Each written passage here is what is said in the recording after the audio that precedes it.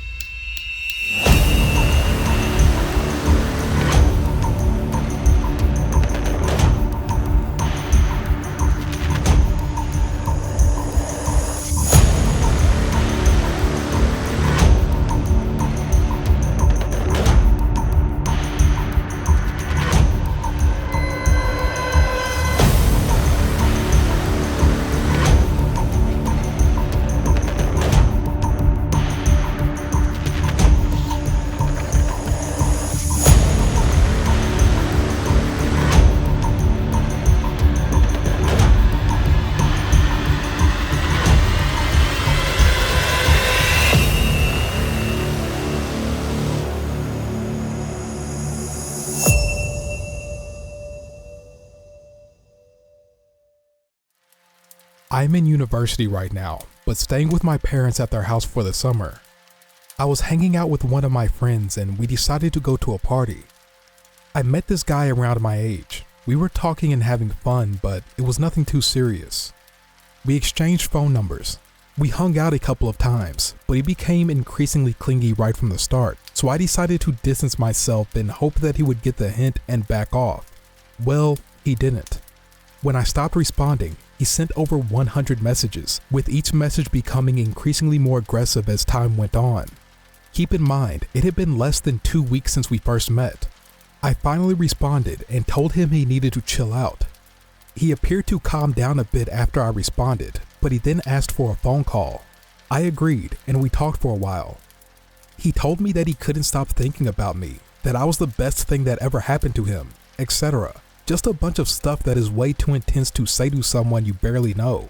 I tried to let him down gently, reminding him that I am only home for the summer and wasn't looking for anything serious beyond a fling, but this only made him angrier.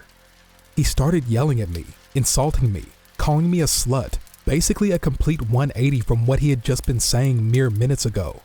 Then all of a sudden, the phone went silent. After a pause, he said in a quiet voice, "Bitch, you had better get ready because I am coming for you," and then hung up the phone. This was very frightening because he knew my parents were out of town for the week and that I was staying at their house alone. However, he didn't know where my parents' house was because I was always the one driving, and he didn't know my friend either, so I thought he had no way of figuring it out. Since, again, I am normally living at school in another state. Regardless, I locked all the doors and shut the blinds just in case. After a while, maybe an hour or so, I fell asleep. When I woke up, I looked at my phone and saw a notification on my lock screen. It was from the Ring app, indicating there had been movement at my parents' camera. It was him. If you watch the video, you can clearly see something in his hand. When he noticed the camera, however, he left. I immediately blocked him on everything and reported the incident. I have no idea what he had planned to do once he got there. It was terrifying to realize that he had come over when I was asleep and defenseless and completely unaware of his presence. As I would later find out, he was able to get my address from my phone number. Apparently he Googled it and it returned my dad's name as the owner of the phone number, along with my parents' address. Since I am on my parents' phone plan, I guess it shows up that I still live there. This revelation was fucking horrifying, as I never knew my phone number could reveal my home address. I am still extremely upset that this kind of private information is on the internet for anyone to find, as it is incredibly dangerous that websites will just give this away to anyone. Please learn from my mistakes and do not give anyone your phone number unless you trust them. I found out that you can get a free Google Voice number to text and call people, and that number can't be tracked back to you so easily. My advice is to use a disposable number for anyone you're talking to that you meet informally or online. I still can't sleep at night. Hopefully this never happens to anyone else.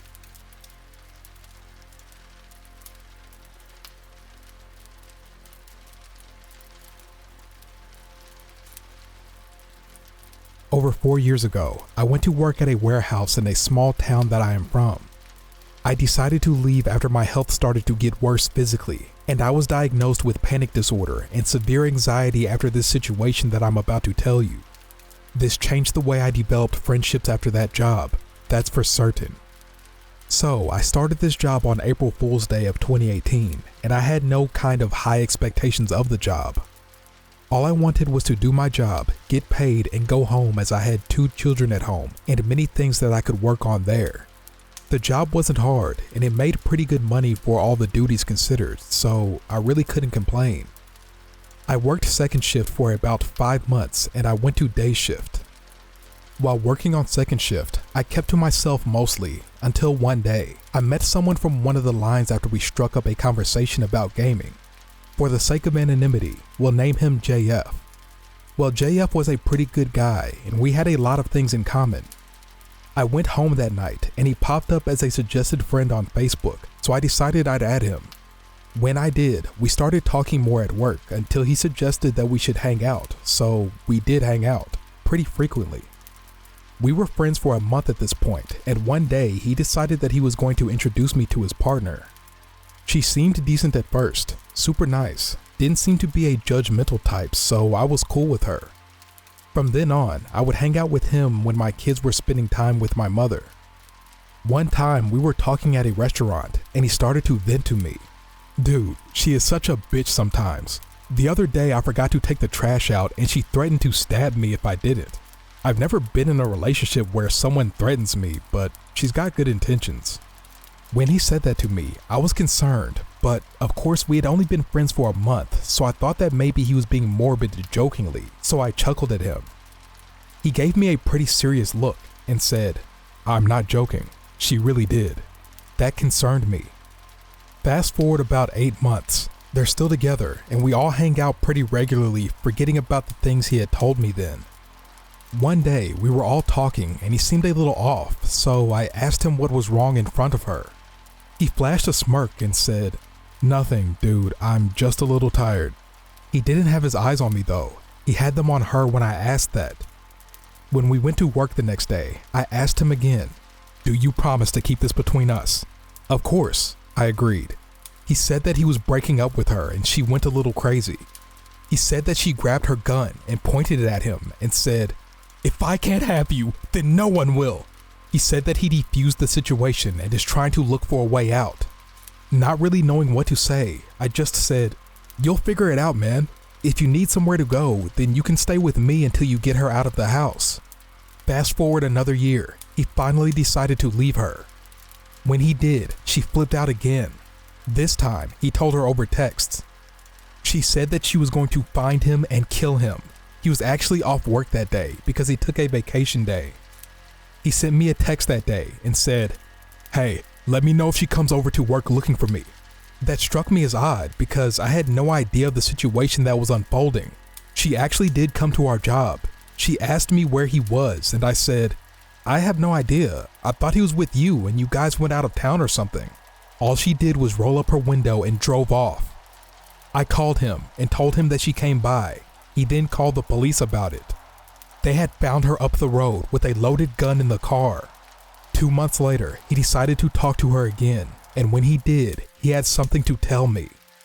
When he called me, he asked if I had seen her around, and I haven't. He said, "I would take some vacation days if I were you." Dumbfounded, I asked him why. He said to me, "Because she is out of jail, and her cousins are in town trying to find the people she has personal vendettas with. You're one of them." At that point, I was terrified. I grabbed my kids and went out of town. Come to find out, that next day, her and her cousins went to the next town over and shot 3 people in an apartment and killed them. I got the news about it the day after it happened. The reason why he knew they were coming after me is because they made a Facebook Messenger group that he was included in and sent a list of names.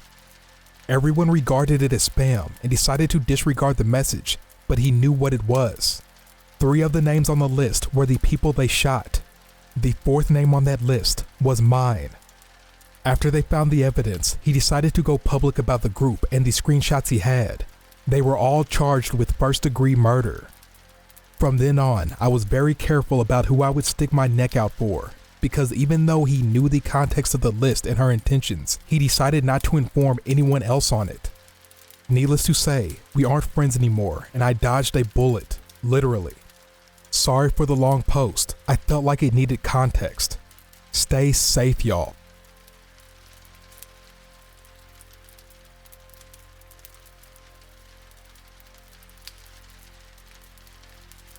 Honestly, I don't know. Maybe he was trying to be nice, but every red flag was raised and every alarm inside of me was going crazy. This happened a few hours ago, and I'm safe now. I don't think I have anything to worry about. I'm going to another country to see a band I love. I found a cheap Airbnb online and booked it. I was supposed to come in late last night, but flight was delayed, train missed, a nightmare trip overall. I was supposed to get to his place after midnight, and he told me that was totally fine. I checked the reviews about him, and all of them said he was a lovely host and really nice. But I noticed that all these reviews had been written within a few weeks. Red flag number 1. Then I missed the final train and was unable to get to his place, so I told him that I couldn't make it, but will be there tomorrow. He said it was okay. I got to the train station of the city I'm in, and I decided to walk because I didn't have that much cash. I walked for about 40 minutes and get to a place that could be called run down at best. I see drug dealers everywhere. You can just tell sometimes. The door, which had the right number on it, was just a white door next to a stop. Red flag 2, 3, and 4. I had never been able to get a hold of him. I had his number, but it always went to the answering machine and he didn't answer my texts. I walk into the shop and ask if someone lives there. The guy in this shady ass shop says, "A few. Who are you looking for?" I tell him my host's name. He starts playing with his phone in a way that I couldn't see what he was doing. And bing, I get a message from my host. He's almost there. I leave the shop and realize that was red flag number 5. Half an hour later, a guy comes up in a car with a girl in the front seat and says, "I'm your host. It's the wrong address on this site. Hop in the back, I'll take you there." Red flag 6. I just said, "You know what? Thank you, but I'll find somewhere else." And I walked away. So, red flag experience, and man, let's not meet again.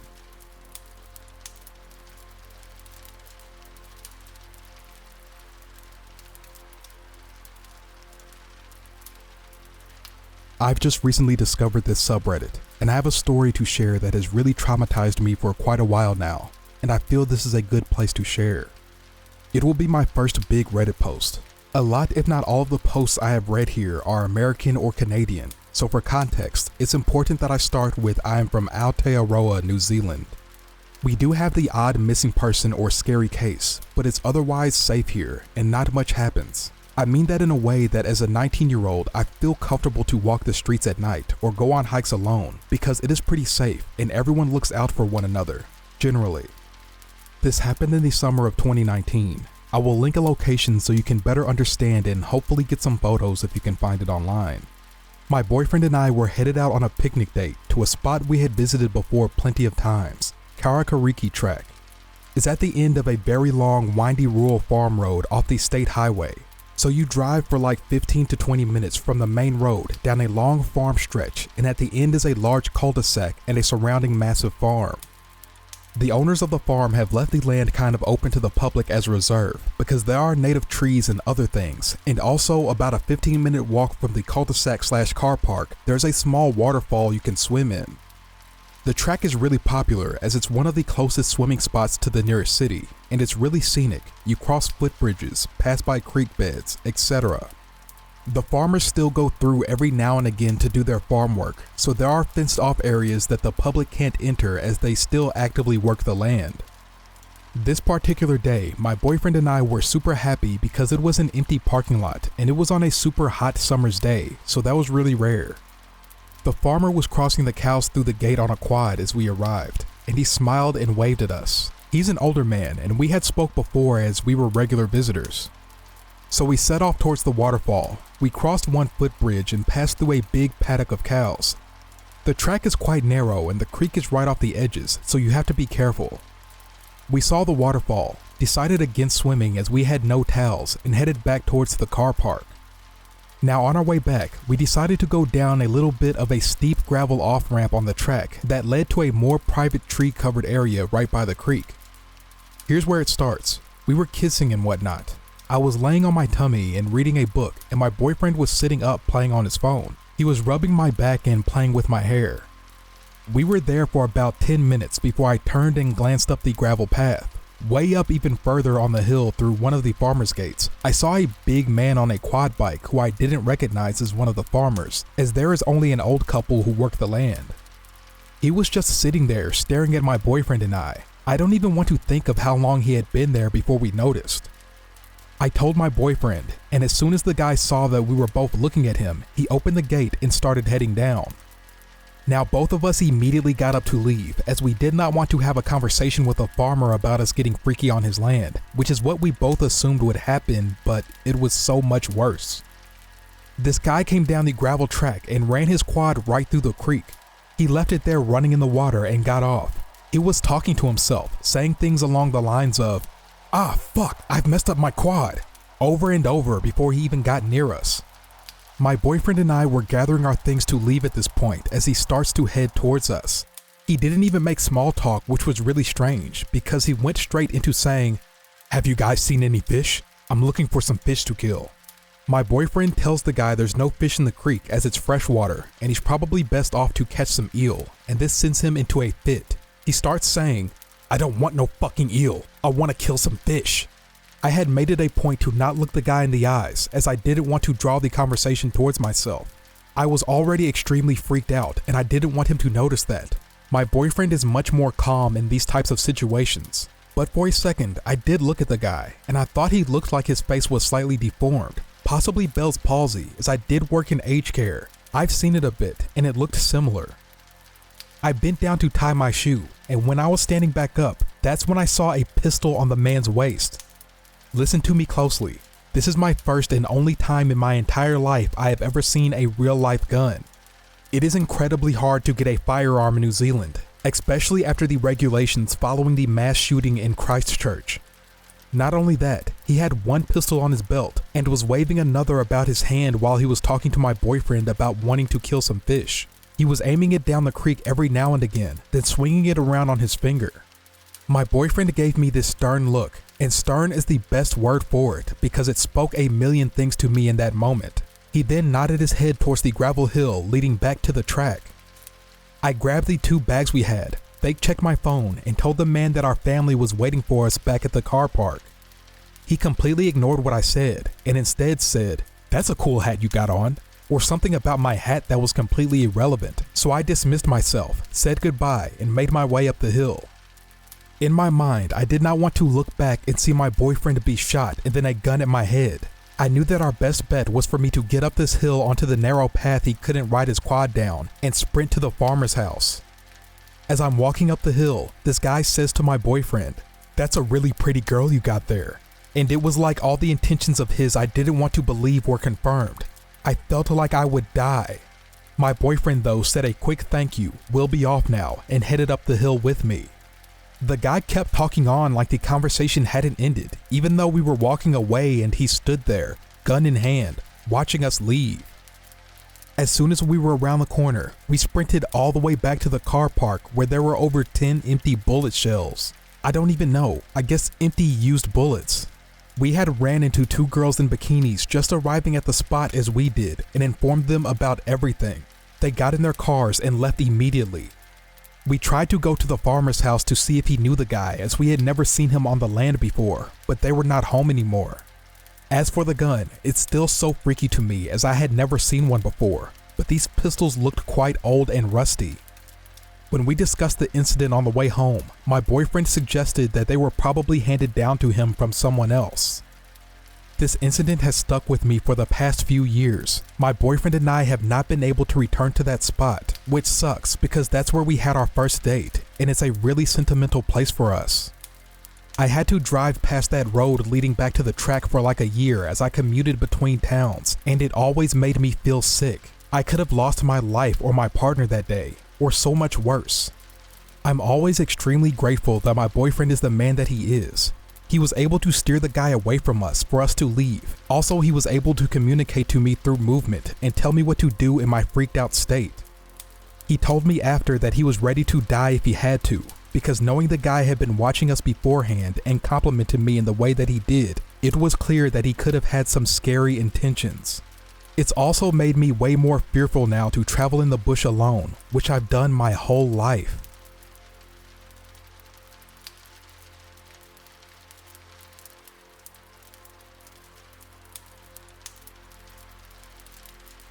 This happened when I was 14 or 15. My school has an option. If it is too far for you to travel, you can always opt to stay in a hostel. You pay a certain amount monthly, and on alternate weekends, they let you off to see your parents, go to hang out, or get some personal supplies. At this hostel, we experienced a change of guard a lot of times after our previous guard passed away. The late guard was a nice chap and acted more like a grandfather to us. He would bring us food from his wife and candy. Till one day, a man in his 30s took the guard post after quite some time of the hostel being without one. The new guard was a bit off. There are times when he would walk past our study room and stand by the window staring at us. Other times he'll stay outside the gate near the shower room, smoking cigarettes. It creeped us out a little, but we didn't really do much as the wardens are always wary that we won't be able to get a new guard if they fire him, so he stays. Whenever he's around, we get uncomfortable. We will just close the door to the room we are in so that he could not peer inside. We have this place right behind our hostel block that was allocated for us to hang our laundry and air it dry after we did them. Some girls will soak their clothes in softener for a night and leave the clothes in a pail in the laundry room. The next day when we wake up, all of our panties will be missing.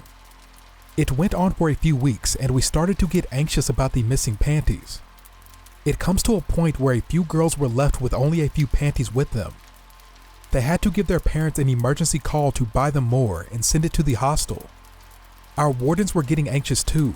We alerted the school and local enforcement, but not much is being done. We were mostly left on our own. One weekend, two girls went behind the guardhouse to get some cleaning stuff and noticed a large garbage bag. They left it untouched at first, but when they returned to put back the brooms and mops they used, one girl got curious to what's in the bag and decided to take a look. Inside, there were heaps of missing panties. Both girls freaked out when they saw the young guard coming towards them, yelling some profanities, and asked them not to touch the bag.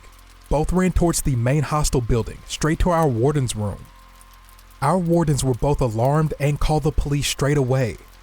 Then, armed with a few of the burly girls with their hockey sticks in tow, they went to look for him. The guard managed to get away on his motorcycle. A few days later, the police caught him snooping around our hostel when it was almost lights off. Turns out, he has been a repeated sex offender, caught a few times being a flasher around the schools in the city. We were all relieved to have him locked away in jail, but also upset that our school has been so careless in hiring a guard for the hostel. Our parents demanded for a PTA emergency meeting and decided that the next one they hire has to go through PTA approval first. It was scary to imagine that this guy has the keys to almost all the rooms in the hostel. But imagine the nasty things he would do if the two girls didn't discover the missing panties. After all, this man has been entrusted to guard us from harm, but he turned out to be the danger lurking around. I still have a shiver down my spine when I think of him. So, perverted hostel guard, let's not meet again.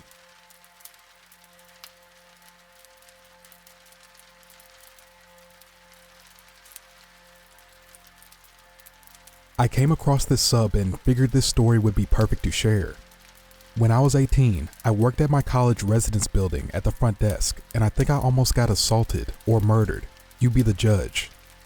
During the summer, the building operated as a hotel, so 2.5 floors were hotel rooms and half of the third floor were student rooms. The whole building operated with a hotel swipe key system that was pretty outdated, and all the doors were powered by 4 AA batteries. If the batteries died, there was a decently lengthy process to replace them and reprogram the door. A dark-haired guy came to the front desk from inside the building while I was working an overnight shift at around 1 or 2 a.m., and he said he left his key card in his room. I made him a new one and made the first error of the night. Hotel guests could have as many room keys remade as they wanted, hypothetically. Students, however, were supposed to be given a temporary key card to be returned when theirs is located. I gave him a new key for his room and asked if he was a student or hotel guest, and he replied, "Student." At this point, I should have checked our system to charge his account, but I was caught up doing administrative duties and forgot. I used to trust people way too easily at this job, but quickly learned not to. Later on in the night, maybe around 3 or 4 a.m., he came to my desk again and said he couldn't get into his room. I asked if he just forgot his key again, and he said no, the door wasn't working. I asked if the light was coming on when he swiped his key card. He said no, so I figured the batteries were dead. I told him I'd have to change the batteries, and I went up to his room with him. He asked me for my name, and I told him. He didn't tell me his. I opened the door manually with the master key and told him I'd have to prop it open while I worked on the back panel to replace the batteries. He said, "No, it's okay. I'll close it." Then closed and deadbolted the door locked. Really fucking weird, but I tried not to think about it. I had changed the batteries on plenty of other doors by this point, and some students were iffy about having their doors propped open for their room to be on display for anyone walking by. He also had a really thick accent, and I thought he might be an international student since we had a lot of students from other countries where English was not their first language. I gave him the benefit of the doubt and thought maybe it was just a language barrier issue. At this point, I really felt like something was wrong, but I tried to ignore it so I didn't freak him out. While I was trying to focus on fixing the door as quickly as possible, he kept trying to entice me to go further into the room, saying his bed was broken and he needed me to take a look at it. There was something underneath it that needed to be fixed, etc. He held out a little gold house key and said, "I have a key, go get it," and threw it under the bed. He said there was a leak under the fridge. He just kept trying to get me down on the ground, throwing random problems at me. Obviously, I told him no. I'd send maintenance up in the morning to take a look at it if anything was broken. I had my back to him and he asked me if I would take off my glasses. I said, "No, I'd need them to see." His tone of voice changed, and in the most steady, chilling manner, he said, "Ella, it's okay. You can take them off." And from behind me, he reached around and tried to take off my glasses. I swatted his hand away, trying to remain composed, and said, "No thanks, I need to keep them on." Even though he was creeping me the fuck out, I didn't want to be rude to him. I didn't want to get in trouble if he complained about me or risk upsetting him or having him yell at me. I got up to grab something from the door repair kit and undid the door deadbolt and opened it up in the process. He jumped towards the door to close it again and told me to keep it closed. I told him no, I had to open it to start reprogramming it from the front. While I held the door open with my foot and grabbed something from the door repair kit, he started playing with the little wispy hairs on the top of my forehead and trying to touch my shoulder. I swatted him away again and asked him not to touch me, then I focused on getting the fuck out of there. He once again tried getting me to follow him into the bedroom, saying the bed was broken, and I went as far as the door frame to see if I could spot an actual problem with his bed. This is when I realized he had nothing in his room. No dishes in the kitchen, no shower curtain in the bathroom, no sheets on the bed, nothing. This wasn't his room. My brain once again went back to the international student theory, thinking he had just arrived today and hadn't gotten a chance to buy anything yet. But in the pit of my stomach, I knew something was wrong. I fiddled around with the door a few more seconds before announcing that it was fixed and quickly gathered the door kit and left. Before I had reached the elevator, he had come back out without his shoes on to follow me. He tried to get back in to get his shoes and called out, "Ella, the door isn't fixed. You need to come back." I went back and opened the door manually and told him if the door was broken, I'd have to send up maintenance to fix it in the morning. I knew he was going to follow me to the elevator again, so I closed the door behind me once he went inside and ran down the stairwell as fast as I could. When I got to the front desk, I checked the computer and saw that the room he was in was supposed to be empty. It wasn't a student room or hotel room. I locked myself in the back office and called campus security. He came back down a few minutes later and went behind the desk. I yelled at him to get on the other side and wait, now that I knew he wasn't a resident.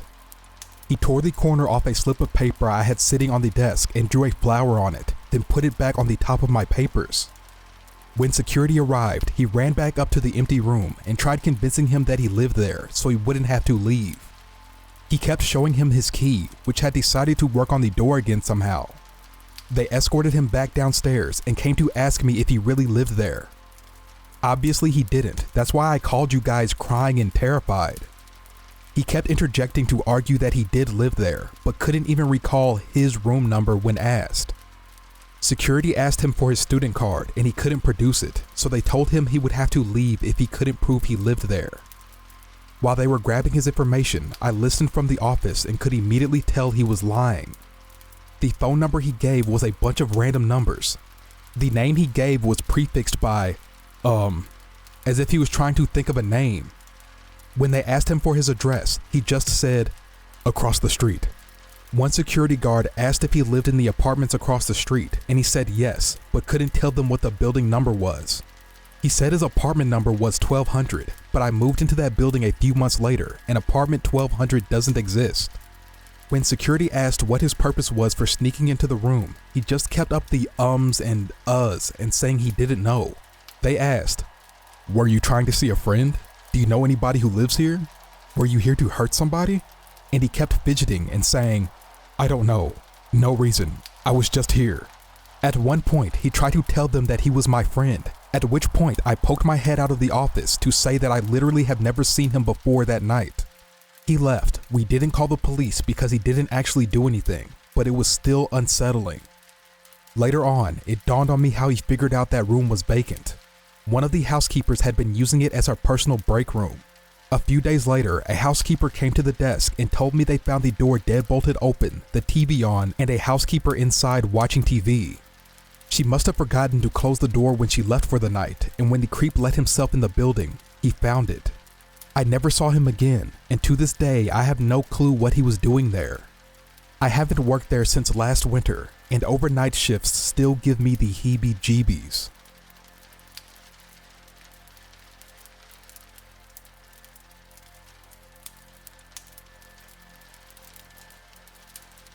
So recently I had a few encounters with a delivery guy. First, he asked me, "Are you my full name from my previous address? You moved, huh?" while smiling creepily. I thought he was just a delivery guy trying to do small talk, so I brushed him off. I am living alone, so I thought I was just overthinking by getting creeped out. Then I realized after I thought about it that he was my neighbor in my previous address. He struck up conversation with me, saying he knows one of my friends. I don't like talking to strangers, so I didn't talk with him long, but it stayed with me because I felt uncomfortable with him, like I felt he was dangerous. After that, I was going out and I saw him again, delivering to my neighbor, and I ignored him trying to walk by. He saw me and recognized me, even if I was wearing a mask, and asked the same question. After that, since I don't go out much, I don't see him as often. There was this one time he was standing in front of my neighbor's house, but I just walked by. Then I saw him in my Facebook friend requests and I just ignored him again, but I was obviously creeped out, so I told my friend that he said he knew. At first my friend said she doesn't know anyone with that name, but his last name made her recognize him as a son of a family friend. His family didn't know he was working as a delivery guy, and he was laid off because he became obsessed with his boss, who was much older than his mom. I also lost my keys, so I asked my landlord for a replacement. I didn't think much of it until I got home to my door open. Obviously I was cautious, but there was no one at my apartment, so I sighed in relief thinking maybe I left it open. I work night shift, so sometimes my mind is all over the place. Now that I'm thinking about it, I overlooked a lot of things, and I'm thinking of installing a CCTV in front of my apartment. I am still scared though, because he knows my address. Update, my friend told me to report him to the police, but I am too scared to because they might just let him go and he'll take revenge on me. She also told me he might be doing drugs as told by his family since he is acting suspicious. The most I can do right now is change my locks and install a CCTV in front. Wish me luck, guys. Another update.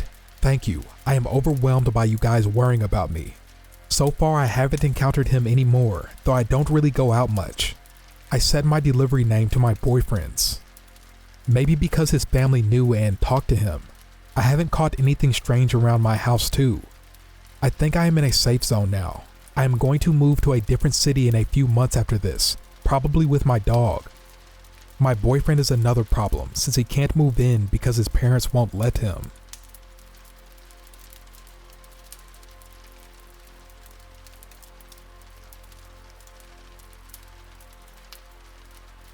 America Online was a big thing when I was 13, or in other words for my generation, AIM, which stood for, you guessed it, AOL Instant Messenger.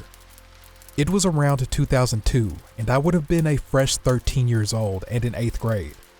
I had been in chat rooms many times by myself or with friends goofing around. Unfortunately, unsolicited photos were a thing then too, but usually you could steer clear of it by the chat room you entered. I didn't have any photos of myself, and back then you had to take a digital photo and upload it from your camera. Plus, I was 13 and self-conscious, which I'm sure anyone can relate. But one day, a guy popped up on my screen and wanted to chat. It went fine at first. I was very naive back then, and we quickly fell into a pattern of talking. His name was Dave, and he lived in California. Eventually he told me he loved me, etc. But the problem was, he was 19. Now, I wasn't proud of this, but at first, being 13, I just sent pictures of some random girl and said it was me. He instantly fell for me, telling me age is just a number and how mature I was. Now at this point, he did not live in state, so there was never a chance of us meeting. Eventually he told me that he and his mom were moving up to a city that was about an hour and a half away from me. He started begging me to see him and go to a movie, anything. I had to break the catfishing truth and say those pictures were not of me, but of someone else. He was furious. He had been looking forward to a different type of child this whole time. Dave forgave me a few days later, saying, "I still want to meet you because I love you. All the things you say to a young girl to get her to swoon."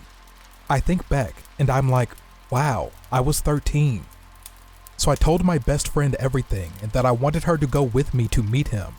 There was a whole plan about him driving to see me and going to the movies to finally meet what I thought was the love of my life. I had been brainwashed into believing this was normal. I didn't tell my mom, of course, and honestly, she didn't notice any of it was going on in the first place. So the day my friend and I were going to meet up with Dave, her mom came and picked us up from school. She said something that made my stomach drop into nothingness. She said, "Chrissy, you are not going to the movies. You are not going to meet that man. You are going to get seriously hurt or kidnapped. I can't allow you guys to go." I cried and cried because I honestly thought I could handle everything and be fine. She told me she wasn't going to tell my mom. I had to promise to never speak to him again and never plan to meet a stranger online. He ended up showing up and was upset I wasn't there. He went on AIM flying off the handle like I hadn't seen at that age. It scared me.